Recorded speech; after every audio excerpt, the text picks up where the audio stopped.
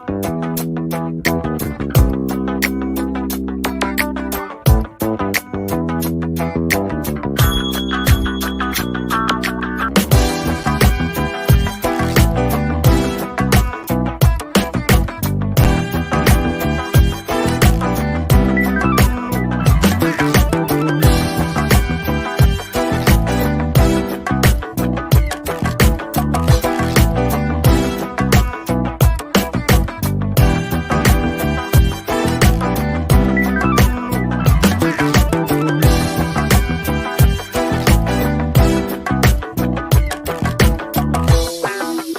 spent countless hours in the garage with your dad. Now investing in that old car and working on it with your son reminds you of him. And his legacy lives on. Fund your passion with a low-interest home equity line of credit from Bank of Blue Valley. Oh my gosh, what are you doing with your life? What are you doing? Oh, I found 2 Easter eggs. Oh, it's like an Easter egg hunt around here. What's going on, Scott? Not much. I love our ability to do the show virtually. I mean, I could do laundry, dishwashing, turn on the air conditioning because it's getting warm. How are you doing? I mean, we've been doing it virtually for 3 years. I'm glad that you're finally appreciating it. Oh my gosh, what did you do for all this before all this commute stuff? You know what I mean? Oh my gosh. I didn't go in person today. I went to the Live conference kickoff breakfast. Yeah. I am so awkward in person these days. Like, I am so awkward in person, especially breakfast. You can't drink. So I was just like beyond awkward. I don't make me go in person anymore. I like this. Oh, well, it's because you're great. I mean, you're amazing at it, but I feel like in general, it's like riding a bike for anyone. I'm sure people watching the show right now and them tuning in to tell us where they're watching from and what platform they're watching from, in person or virtual. I feel like it's a unique thing to be good at either, or good at one, or good at both. I used to be really good at both, but now I just want to be I just want everybody to talk to me online. I'm going to hang out at my house and hide here. You never feel like that, do you? Well, I'm such a, if I don't interact with someone at like 8:30 in the morning, I'm really, my brain doesn't do well. And so, but it's like, to your point of you realizing like, hey, I'm not that big of a fan of in-person. Me, if I'm not in person in the beginning, I mean, it affects my whole day and my productivity. We're just opposites. Okay, earlier, Scott tried to make the call for it. So I'm going to say it again. If you're watching us, tell us if you're watching LinkedIn, YouTube, or Facebook. Are you watching us live? Are you watching the replay? Let us know over here in the comments, because we definitely want to say hello. There's a ton of great networking that happens over there in the comments. So, all right. Well, I'm pretty excited about our panel. It's our CEO show. So we usually have one person on, but today we're going to have 2 because they work together. So real quick, I want to talk about our sponsors, because unfortunately this banner is going to go away because of the way that the boxes are falling on here. I can't figure it out. But Bank of Blue Valley and McDonnell, amazing sponsors of the show. And they both are currently hiring, and they both are doing some amazing things in Kansas City. Absolutely.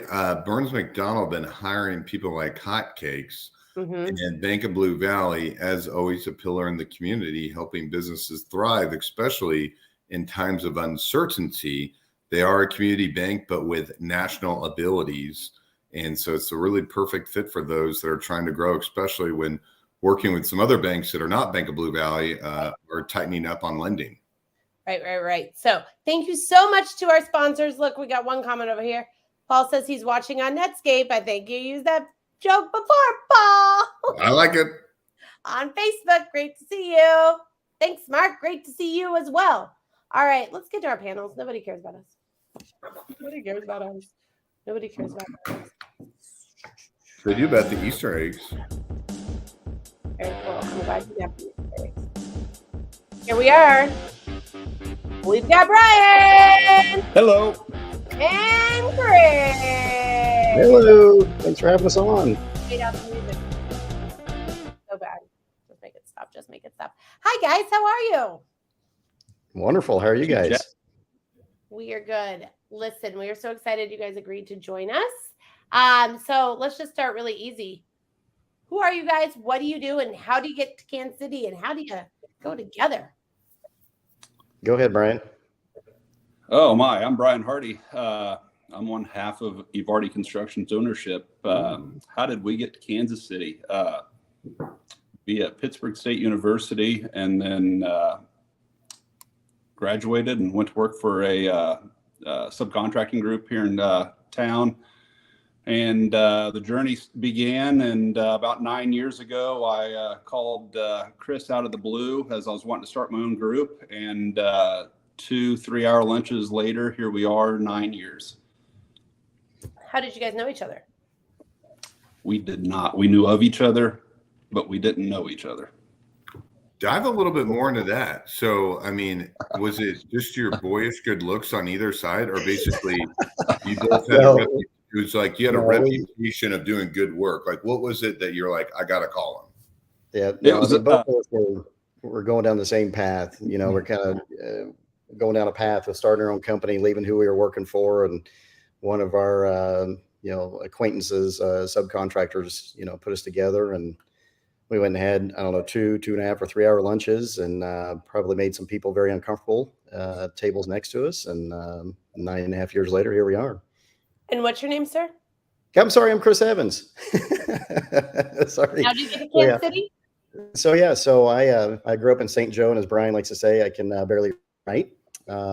But grew up in St. Joe, went to school in UCM, so I was a Jack Beep. I don't know if I can curse on this television or not. Mm-hmm. But went to CMSU, and I've spent better part over a decade or 12 years as an owner's rep for Sprint in their corporate real estate group.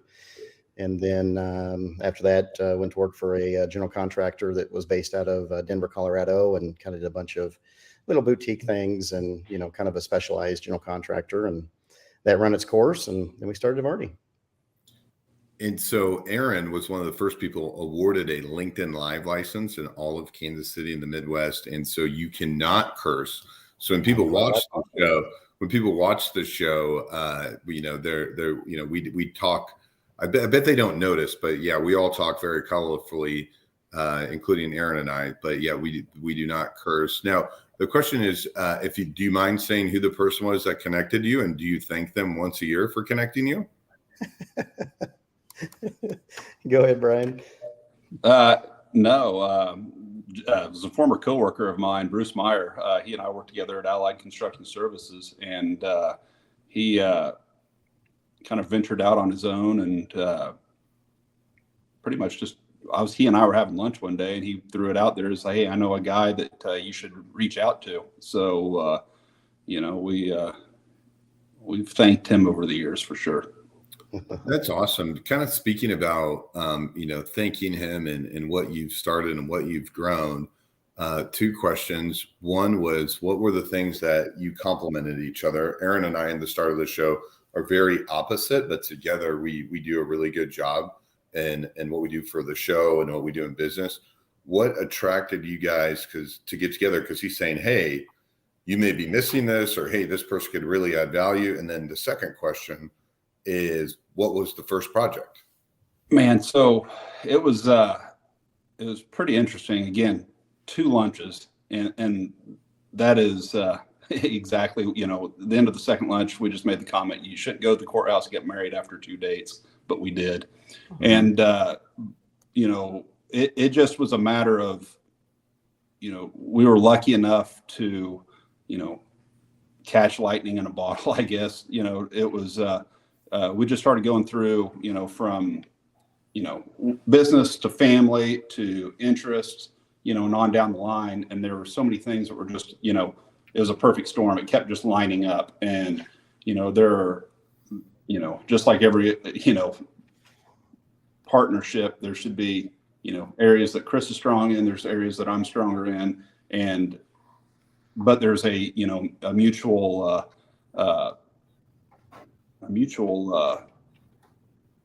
how we want to run the business and take care of our people and our contractors, and all grow as a team, and come on the other side stronger and better than we ever were. But yeah, just like Brian said, I mean, there were so many similarities when it came to that, how we want to run the business, and how, like I say, want to treat people, and so on and so forth. And then project wise, I've got a slew of different type of experiences from a project perspective and owner's rep and such. And then Brian has, equally, some of those same and then others. And so once you get that baseline of here's how we're going to run the business, we're going to be 100% debt free. We're going to not let the bank make decisions and, things like that. We're doing this ourselves. And then everything just started falling right into place. So our first project, Brian, what was that? Tradewind Energy? Is that right? It was Tradewind. We did a little job. It was kind of a try it before you buy it, before it was under the Evardy brand, just to, see how things were going to go while we were still getting insurance and, all the little details that, you've got to have to properly do work up in place. But yeah, we made a phone call to our friends over at, or used to be owners over at Tradewind Energy, and told them what we had done. And they were gracious enough to bless us with some work that one of my former employers was getting ready to do. And we were off to the races from there. And that team had been so, gracious and loyal to Chris and I, and, invited us basically into their family from, the selling of Tradewind into spinning off into Savion and et cetera. It amazing to be blessed with such great people from day one. Cool. I have a question. When you guys were having those two conversations, I was laughing because you said like the 2 dates and then we got married, but I've actually done that. So I get it. So personally, yours worked out better than mine. When you were coming up with a name for the business, how did that go? Because obviously you merged your names, but how did that conversation go? Because I feel like that's always one that's so it was, Chris and I were throwing out every stupid, business name that gets thrown out in construction worlds of, everybody uses a peak, a summit, every other, absurd name. And my wife, who is a graphic designer by, trade, she had the typeface and the branding all done if it would have just been Hardy Construction, right? And so Chris and I were going back and forth about it, and Anna actually just sent it one day and meshed the Evans and Hardy together, and I sent it to Chris, and he goes, done. And that's let's go. So there's no creative genius behind Chris and I. It was 100% Anna. She had the branding, the brand standards, everything done before we ever, knew what happened. I love that. I think a lot of times, sometimes people let their egos get in the way of that one piece. And I love that you guys weren't like that. Okay, I have one more question, Scott. So, okay. We were in Most Wanted together. I don't know if you guys remember this. Yes. And you guys raised how much? We raised a couple of nickels. How much did you raise? It was a little over $140,000. Okay, so when somebody raises $140,000, that means they've developed really amazing relationships within the city. So can you talk to? I raised $28,000. Okay, you guys really blew me out of the water. I was very sad, but you did amazing. Can you guys talk to the what you've done over these years to develop those and keep those relationships so much that they want to support you for a nonprofit that you stand behind? Yeah, it goes back again, people, right? Chris and I have been very blessed, and we'll keep using that word over and over and over again because it's exactly what happened. But again, we've got such a great group of trade partners, or subcontractors that we use, clients, et cetera, that we don't ask for much, out of them, outside of just them doing what they do and doing it well. So when we came to them, they knew it was near and dear to our hearts to, do as much as we could for the mission. And when we made the ask, we kind of set up, Chris set up here, we're going to make tiers of, hey, this is tier 2 or tier 3 or whatever it was. And, the folks that do our, all of our roll-off dumpsters for us. I think we were initially going and asking them maybe for $1,000 or $5,000. Yeah. And Aiden and Jenny Mosier with Metro Dumpsters came back, and I think what was it, 10 grand, 15 grand, Chris? Oh, I think, You know, I think it was the 20 grand mark. They're like, what's tier So- one? I was like, oh, that's yeah. So it was just people like that, you know, we've been very loyal to, they've been very loyal to us, and, you know, they just got behind it, and, you know, the ball started rolling, towards the end of the, you know, just life happens, and we weren't able to, you know, I guess. Well, yeah, you know, it was right. It was COVID. Yeah, Right, we all were COVID, very you know. brave. We were year 2020, right? Yeah. Yeah. So it's like, oh man, you know, our profits up. You know, we all had a moment where we didn't know if we're going to be able to show up to work. You know, Right. and of course, in construction was deemed, you know, needed and so on. But yeah, but there towards the very end, Michael at Big Brothers and Erica and, you know, all those guys over there, they still tease us about, you know, the money that we brought in that last, you know, 2 weeks. Cause finally Brian and I were like, okay, we better try and do this. We better get this done. As the old college exam crunch.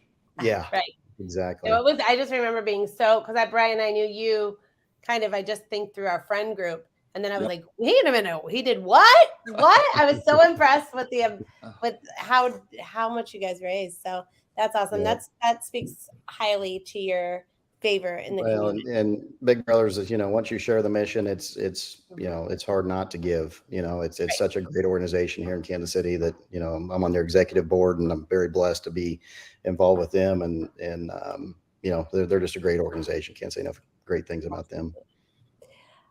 Look, you guys, Lacey says you're her fave guy. Back at you. Hey, Lacey. Go ahead, Scott. The one thing I was saying, keep pushing Michael about a 5th speakeasy location that you could build in that new building. You know, just keep that going. Conversation.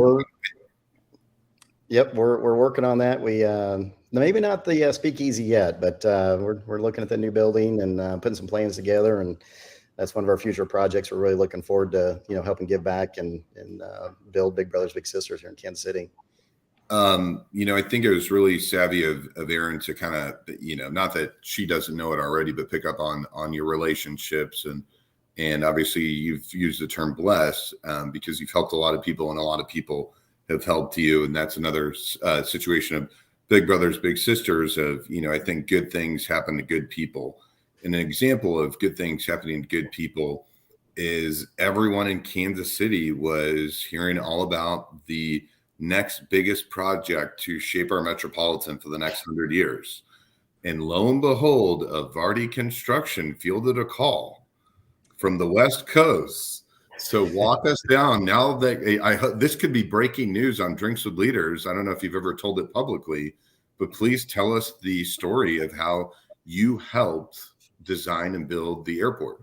Yeah, it's another dumb luck story on it all started with a project that we didn't get in Lee Summit, but we'd made enough of an impression with a owner's rep that we had some work coming up in Salt Lake City. And we, you know, sometimes whenever we travel, it depends on our workload of, you know, maybe we just find a local GC that we know and trust. But this one particular person had been talking about such a great project in Salt Lake, and how she loved, you know, the owner of the company, and that he was basically the dude himself. So we had a project come up, and another cold call and a 2-hour conversation with you know, one of the most loving people I've ever, you know, and Chris have ever been blessed to meet. And we were introduced to Hal Hudson, who owns AIS of Utah, and we're off. There's a little bit, you know, longer backstory to it, but they'd just got done working and building the bulk of the interiors of the new Salt Lake Airport, and the conversation was just made of, hey, I wish you guys came to Kansas City. And I think the next week you were in Salt Lake, Chris, with Hal and Bracken. Exactly. Yeah, exactly. And, you know, great relationship, trade partner with AIS Construction.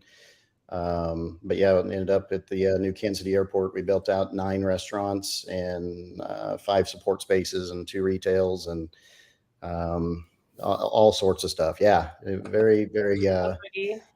Very interesting. It was definitely an experience for Evardy, and I think we did a pretty good job. Our customers already talking to us about some other locations coming up in St. Louis and in Dallas and things like that. Now, are they like bigger type projects, like not like not like a restaurant, but like.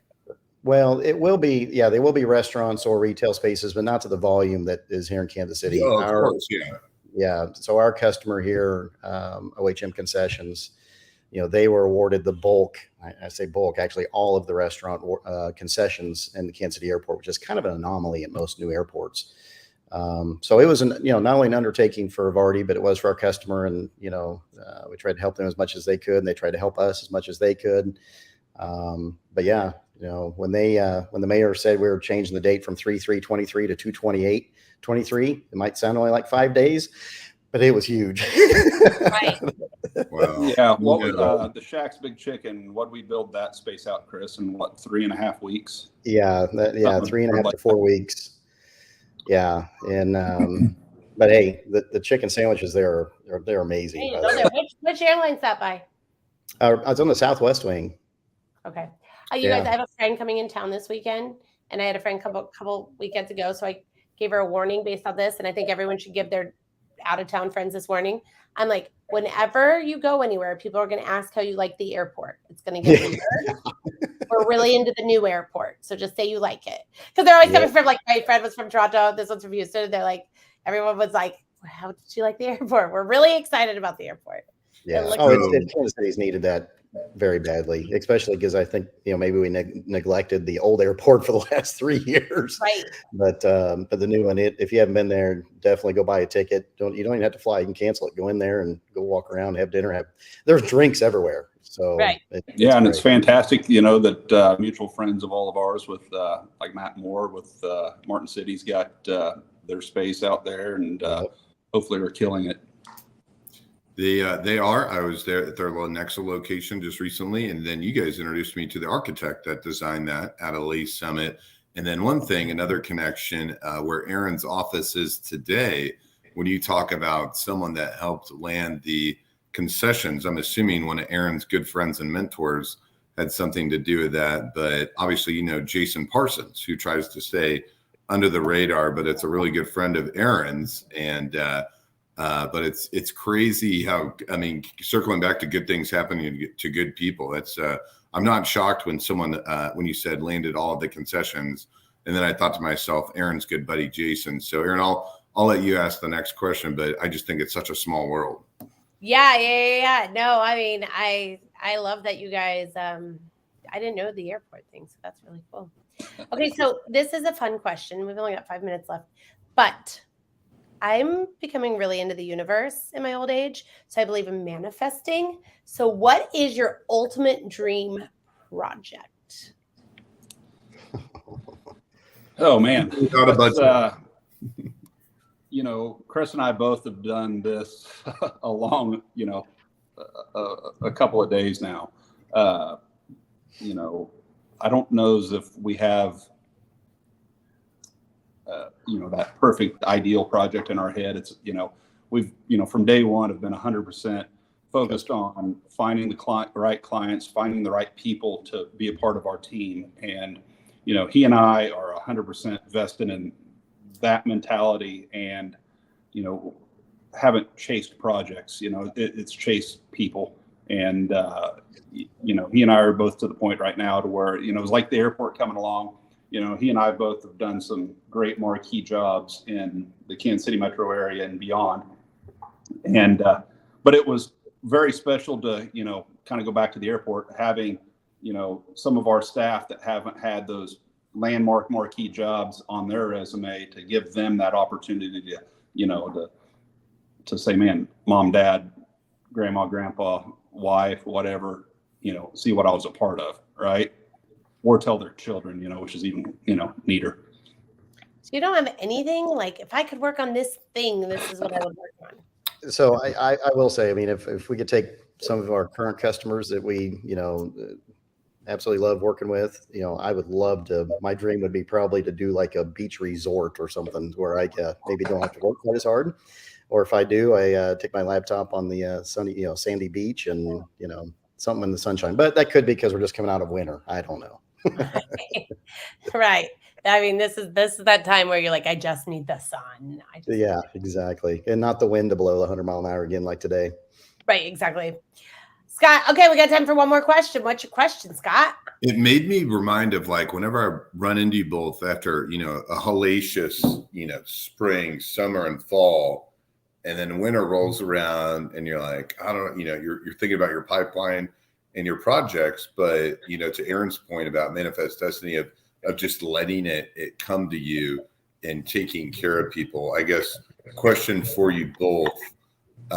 What do you feel that your, I hate saying the word legacy, but maybe reputation is of how you treat others, and what maybe the audience can learn from how you treat others, and why people keep saying, hey, Chris and Brian, I'd love to work with you, or hey, what do you think about this? And so, Brian, do you want to go first? And then Chris, what do you feel is the, I think the biggest thing, and we've had this from past clients and, current employees, that,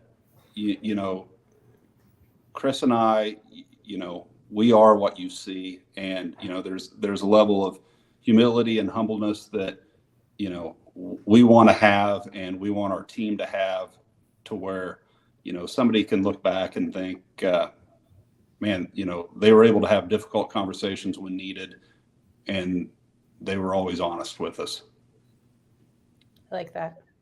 Yeah. You're I mean, good guys. yeah, exactly. A couple dumb hillbillies.